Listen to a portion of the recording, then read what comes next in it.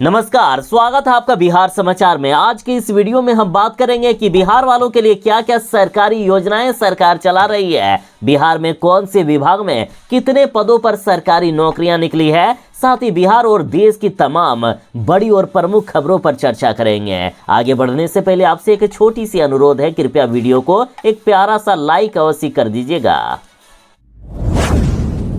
बिहार के सरकारी स्कूल के शिक्षकों को अब समय पर वेतन मिलेगा। एक तरफ जहां सरकार ने 28 अरब रुपए बिहार के शिक्षकों की सैलरी के लिए जारी कर दिए हैं, साथ ही ये भी निर्देश दिया है कि अधिकारियों को शिक्षकों के बाद मिलेगी सैलरी, यानी पहले शिक्षकों को सैलरी मिलेगी, उसके बाद अधिकारियों को सैलरी मिलेगी। और यदि कोई भी अधिकारी शिक्षकों को सैलरी नहीं दिया तो उनकी सैलरी अपने आप रुक जाएगी। और ये बड़ी घोषणा अपर मुख्य सचिव एस सिद्धार्थ जी ने कर दिए हैं। देखिए, अधिकांश अधिकारियों की गलती के कारण या उनकी मनमानी के कारण शिक्षकों को समय पर वेतन नहीं मिल रहा था, इसलिए इनका कहना है कि पहले अब शिक्षकों को सैलरी मिलेगी, बाद में अधिकारियों को मिलेगी। देखिए, शिक्षा विभाग के अपर मुख्य सचिव एस सिद्धार्थ जी का कहना है कि जब तक शिक्षकों को वेतन नहीं मिलेगा तब तक शिक्षा विभाग के कार्यालयों में कार्यरत अधिकारियों और कर्मचारियों सिर्फ ग्रुप डी को छोड़कर किसी को भी वेतन नहीं दिया जाएगा। साथ ही ये भी चेतावनी दी गई है कि अगर शिक्षकों को तंग करने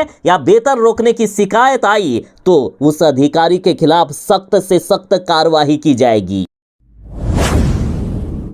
बिहार में फ्री में चश्मा मिलेगा, मरीजों की जांच भी फ्री में की जाएगी। स्वास्थ्य मंत्री मंगल पांडे जी ने कर दी है बड़ी घोषणा। देखिए, बिहार में प्रखंड एवं जिला स्तर पर नेत्र जांच कर लाखों मरीजों को फ्री में चश्मा देने की व्यवस्था की गई है। जल्द ही सरकार की ओर से इसका शुभारंभ कर लाखों मरीजों को फ्री में चश्मा दिया जाएगा। और ये बड़ी घोषणा स्वास्थ्य मंत्री मंगल पांडे जी ने कर दी है। मंगल पांडे जी ने कहा कि जून से इसकी शुरुआत हो जाएगी। जून से जिनकी आंख कमजोर है उनको फ्री में चश्मा दिया जाएगा, इलाज भी उनका फ्री में किया जाएगा। 15 जून से बंद हो जाएंगे बालू घाट, फिर भी बारिश में नहीं होगी बालू की किल्लत। बिहार के डिप्टी सीएम ने बड़ा प्लान सेट कर लिया है। देखिए, उप मुख्यमंत्री विजय कुमार सिन्हा जी ने कहा है कि इस बार मानसून के दौरान राज्य में बालू की कोई भी कमी नहीं होगी। सरकार ने पहले ही आवश्यक तैयारियां पूरी कर ली है ताकि विकास योजनाओं और निर्माण कार्यों में किसी भी प्रकार की रुकावट ना आए। बता दें कि हर साल की तरह इस बार भी 15 जून से बरसात के कारण बालू घाट बंद कर दिए जाएंगे, जिससे अक्सर निर्माण कार्य प्रभावित होता था। लेकिन इस बार सरकार की घोषणा के अनुसार कोई भी दिक्कत नहीं होने वाली है। बालू आपको भरपूर मिलेगा, जितना चाहिए उतना मिलेगा। सरकार ने बड़ा प्लान तैयार कर लिया है। बिहार में गणित के कमजोर बच्चों के लिए अच्छी खबर है, सरकार लगाने जा रही है कैंप। देखिए, बिहार सरकार के शिक्षा विभाग ने राज्य के सरकारी स्कूलों में पढ़ने वाले कक्षा 5 और 6 के गणित में कमजोर छात्रों के लिए गणितीय समर कैंप 2025 आयोजित करने की घोषणा की है। ये कैंप 25 मई से 20 जून 2025 तक चलेगा, जिसमें 2 चरण शामिल है। पहले चरण में कैंप की तैयारी 20 से 30 मई और दूसरे चरण में कक्षाओं का संचालन 2 से 20 जून तक होगा। विभाग की इस पहल से लगभग 10 लाख छात्रों के लाभान्वित होने की उम्मीद है। देखिए, गणित में पिछड़े 10 से 15 छात्रों का समूह बनाकर रोजाना 1 से 1.5 घंटे की विशेष कक्षाएं संचालित की जाएगी। और आखिर कहां संचालित होगी, तो देखिए, स्थल में से सामुदायिक भवन, दालान या चबूतरा जैसे सुविधाजनक स्थलों पर समर कैंप के कक्षा का संचालन होगा। और समय की बात करें तो सुबह के 7 से 9 बजे या शाम के 5 से 7 बजे में किसी भी एक समय में छात्रों की सुविधा के अनुसार संचालन किया जाएगा। और 21 जून को समर कैंप में शामिल बच्चों की परीक्षा लेकर उनका मूल्यांकन किया जाएगा कि बच्चों ने कैंप में आखिर कितना सीखा है। मोदी जी की नाक, एक बीजेपी के सड़क छाप गुंडा नेता ने कटा दिया है। बीजेपी के इस बदमाश नेता ने भारत की शान कहे जाने वाली सोफिया कुरैशी को आतंकवादियों की बहन कह दिया। अब बताइए, चाहे कोई भी देश हो या पाकिस्तान ही अपने मुल्क में जब ये खबर चलाएगा कि वहां मुसलमानों को, मुसलमान बेटियों को आतंकवादियों की बहन कहा जाता है, तो कितनी बदनामी होगी हमारे देश की। हमें शर्म आ रही है ये कहते हुए कि ऐसे बीजेपी नेता को हम माननीय मानते हैं। आखिर कैसे ऐसे सड़क छाप गुंडागर्दी वाले ऐसे बदमाश लोगों को हम माननीय कर सकते हैं, हम इनको अपना आदर्श मान सकते हैं। आखिर बीजेपी वाले अपने पार्टी में ऐसे लोगों को बर्दाश्त ही कैसे कर रहे हैं जो सिर्फ भारत को बदनाम करने की साजिश रचते हैं। देखिए, बीजेपी के नेता विजय शाह ने कर्नल सोफिया कुरैशी को आतंकवादियों की बहन कह दिया। पहले ये घटिया नीच आदमी का बयान सुनिए, आपका भी खून खौल उठेगा। इस बदमाश नीच आदमी ने भारत की बहादुर बेटी कर्नल सोफिया कुरैशी को पाकिस्तानियों की बहन बताया है। और ये घटिया नीच आदमी मध्य प्रदेश सरकार का भाजपा मंत्री विजय शाह है। इस घटिया नीच आदमी विजय शाह का बयान है कि आतंकवादियों ने कपड़े उतार उतार कर हमारे हिंदुओं को मारा था, तो पीएम मोदी ने उनकी ही बहन को उनकी ऐसी की तैसी करने के लिए उनके घर भेजा। यानी सोफिया कुरैशी को ये घटिया नीच आदमी आतंकवादियों की बहन कह रहा है। ये कह रहा है कि अब पीएम मोदी कपड़े तो उतार नहीं सकते, इसलिए उनकी ही समाज की बहन को भेजा कि तुमने हमारी बहनों को विधवा किया तो तुम्हारे समाज की बहन आकर तुम्हें नंगा करके छोड़ेगी। हम देश का मान सम्मान और हमारी बहनों के सुहाग का बदला तुम्हारी जाति, तुम्हारी समाज के बहनों को पाकिस्तान भेजकर ले सकते हैं बदला। अब बताइए, इस पागल आदमी को, इस घटिया नीच बदमाश आदमी को, इस गुंडागर्दी वाले आदमी को हम माननीय आखिर कैसे कह सकते हैं। पूरे देश की इज्जत को ये बदनाम करके रख दिया है।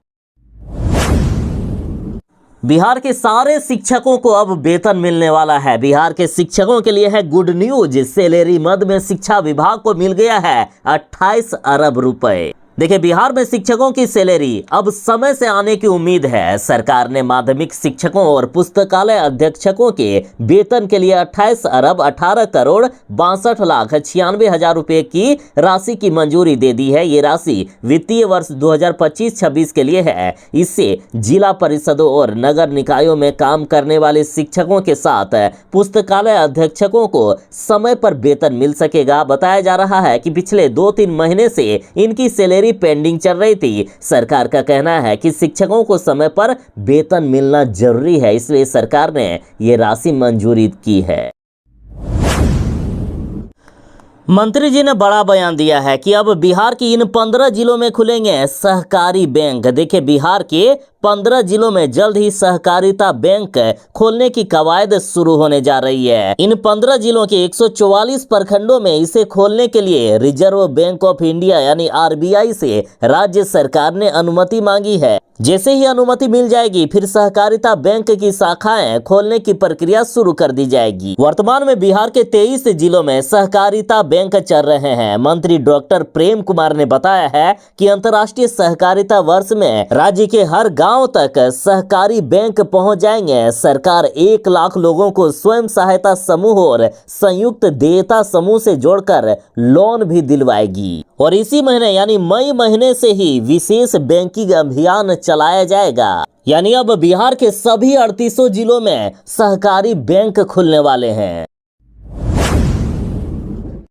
अभी अभी बड़ी खबर आ रही है कि पाकिस्तान में न्यूक्लियर बम का रेडिएशन लीक हो गया है। भारत ने जब पाकिस्तान पर हमला किया तो एक परमाणु संयंत्र जहां रखे हुए थे तो उस स्थान पर भी हमला हो गया, जिससे पूरे पाकिस्तान में रेडिएशन फैलने लगा है। लोग मरने लगे हैं, बीमार पड़ने लगे हैं, उल्टियां होने लगी है लोगों को। और ऐसे कई तरह के दावे पाकिस्तानी मीडिया कर रहे हैं। सोशल मीडिया में भी इस तरह की खबरें आ रही है। साथ ही हमारे देश के जो बड़े बड़े चैनल हैं वो भी इस पर बात कर रहे हैं। चाहे आज तक हो, जी न्यूज हो, न्यूज 24 हो, जिस पर भी आप देखोगे यही बातें हो रही है कि शायद भारत के हमले में पाकिस्तान में न्यूक्लियर बम का रेडिएशन लीक हो गया। लेकिन हम इस खबर की पुष्टि नहीं करते हैं। तमाम मीडिया या गोदी मीडिया का ये इस तरह की बातें कर रहे हैं। लेकिन चलिए, आखिर खबर क्या है इसे जानते हैं। सोशल मीडिया और हमारे देश के बड़े मीडिया चैनलों में दावे किए जा रहे हैं कि भारत ने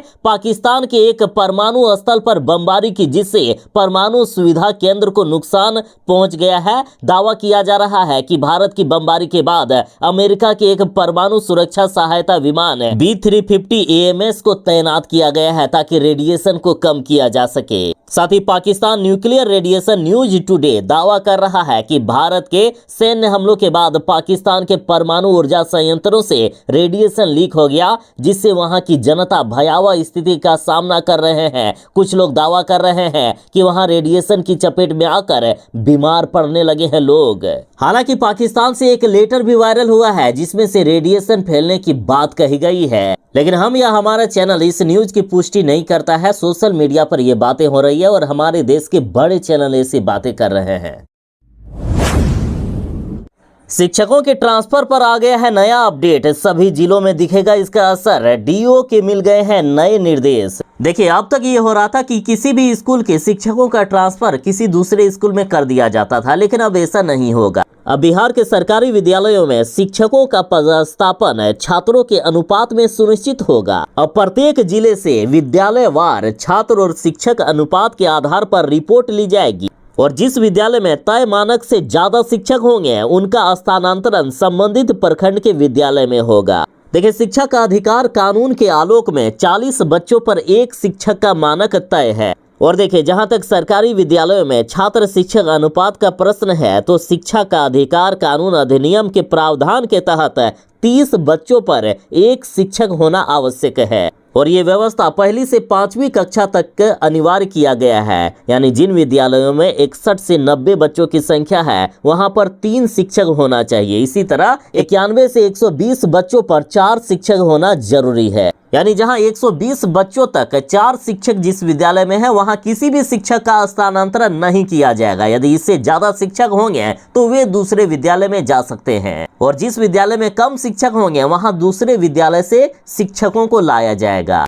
साथ ही बता दें कि कक्षा 6 से 8 तक के विज्ञान और गणित का एक शिक्षक, सामाजिक अध्ययन का 1 शिक्षक और भाषा के लिए 1 शिक्षक का होना अनिवार्य है। कक्षा 6 से 8 में 35 छात्रों पर कम से कम 1 शिक्षक होना चाहिए। जहां 100 से अधिक बच्चे हैं वहां 1 अस्थायी प्रधानाध्यापक, अंशकालीन शिक्षक, कला शिक्षक, स्वास्थ्य एवं शारीरिक शिक्षक का होना भी अनिवार्य है। तो अब शिक्षकों का ट्रांसफर ऐसे ही किसी विद्यालय में नहीं किया जाएगा, बल्कि देखा जाएगा कि किस विद्यालय में शिक्षकों की कमी है या कहां ज्यादा शिक्षक हैं।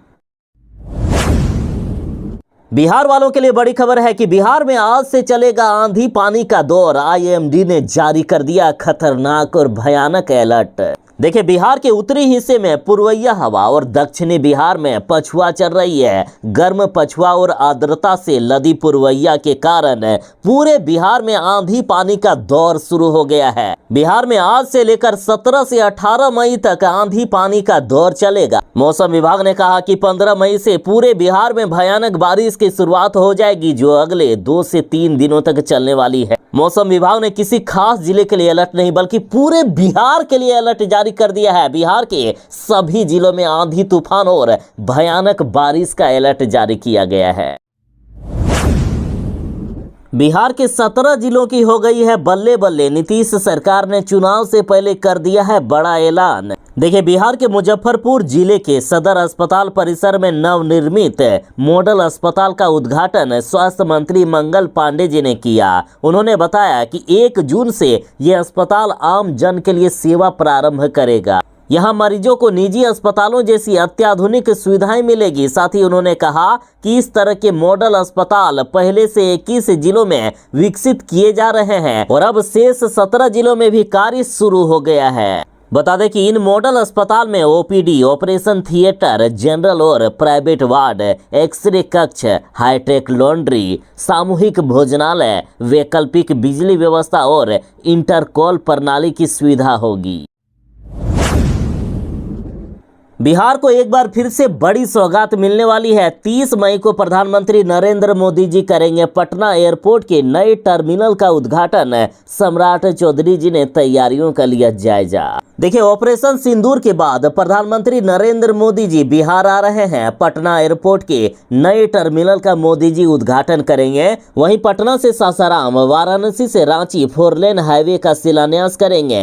Navinagar power plant, Bihta airport विस्तारीकरण का भी शिलान्यास करेंगे मोदी जी। साथ ही सम्राट चौधरी जी ने बताया है कि इस बार प्रधानमंत्री नरेंद्र मोदी जी सड़क, बिजली, एयरपोर्ट से जुड़ी विकास योजनाओं के उद्घाटन और शिलान्यास की सौगात देंगे बिहार वालों को।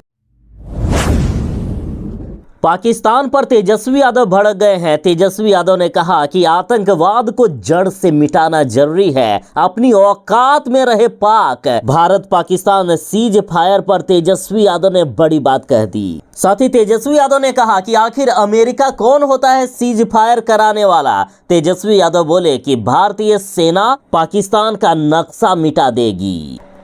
साथ ही तेजस्वी यादव ने कहा कि आतंकवाद समाप्त होना चाहिए और यदि फिर से ये पाकिस्तान वाले भारत में हमला करने की कोशिश करे तो इनको कुत्ते की मौत मारना चाहिए। तेजस्वी यादव बोले कि हमारी पार्टी ने केंद्र सरकार को पूरा समर्थन दिया है। अमेरिका कौन होता है सीज फायर कराने वाला। हमने पाकिस्तान पर फिर से रहम दिखाई है और सीज फायर कर दिया।